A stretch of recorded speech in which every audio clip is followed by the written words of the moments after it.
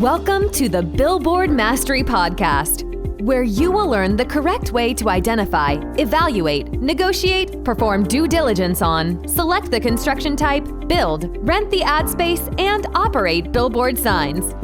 And now, here is your host, the guy that built from scratch the largest privately owned billboard company in Dallas-Fort Worth, Frank Rolfe.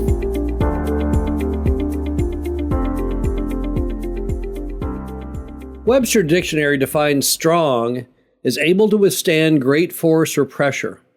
Now, in the world of billboards, what that means is, can you help that billboard to withstand extreme weather events? This is Frank Rolfe, the Billboard Mastery Podcast. What do you do when the big storm comes? What do you do when the high winds come? What do you do when there's the giant red blotch on the map that signifies a super high intensity storm and it's aiming for your billboards? What can you do in preparation for that moment? Well, let's first go over a little bit about the design of billboards, because billboards are inherently built for weather events. If you look at how a billboard is put together, the billboard traditionally, the panels on the billboard are held on with gravity. There's clips on the backs of the panels, and traditionally they are designed that in the event of a wind, like a tornado that is not only high wind speed, but also a sucking motion like a tornado is, that it will pull the panels off the sign, because the whole goal of the steel monopole sign is to not exert mega force on the pole, and you relieve that by getting the faces off the sign. That's why when there's a hurricane heading for Florida, frequently billboard companies will go and take all the panels off because they know the wind load of the hurricane against just the metal frame of the monopole will not have the ability to topple it over.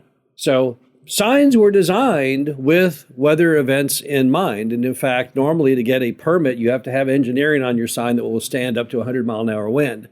And that pretty much covers almost everything out there except a direct tornado strike. So it's not as though signs are not really engineered for weather. However, there are some things you can do to help them out.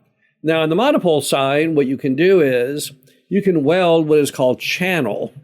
Channel, it looks like three sides of a box, like the shoe box with the top missing.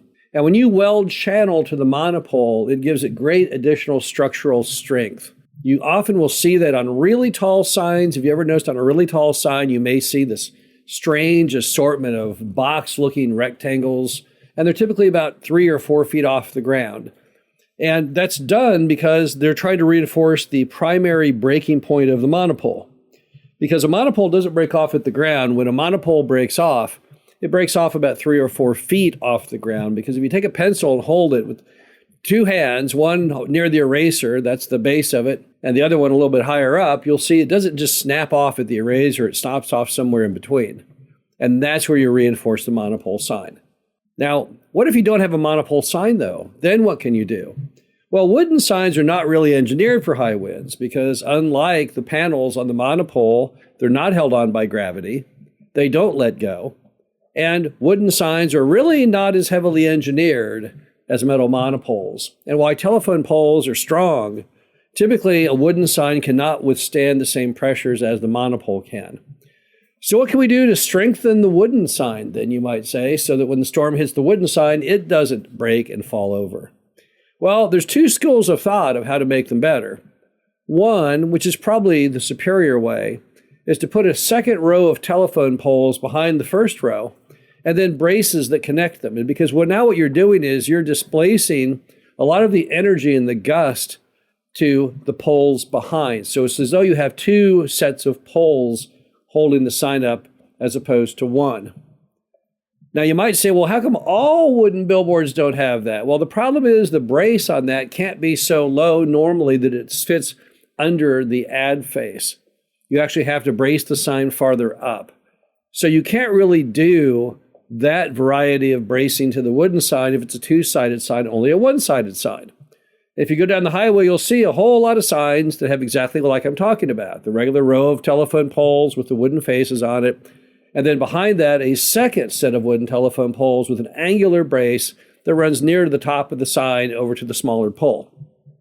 But what if you have a two-sided sign? Then what do you do? Well, then you can do one more item. You can actually put in support cables, metal cables.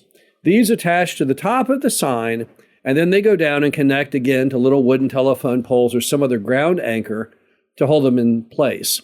What you're now doing is, whether the wind direction is one direction or the other, it's going to help the sign withstand that sudden gust by having that reinforcement along the top of those metal cables.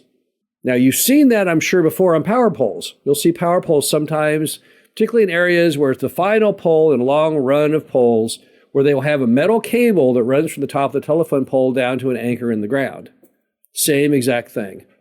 So when the energy from the wind comes and hits the sign, it is absorbed by those metal cables that help support it.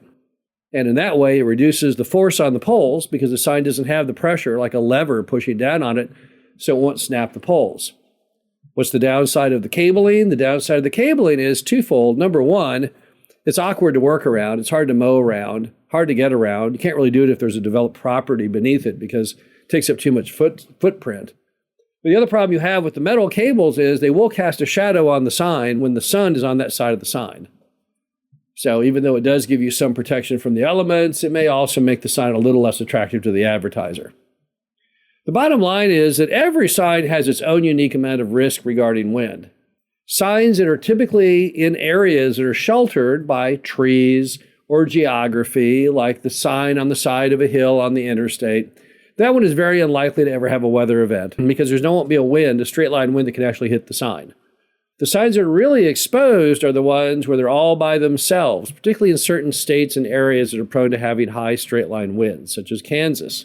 So every sign needs to be looked at as an individual to see, does it need extra help? Does it need extra reinforcement? And if the answer is yes, those are a few tips to try and make your sign a little safer when the big winds blow. This is Frank Roth, the Billboard Mastery Podcast. Hope you enjoyed this and talk to you again soon.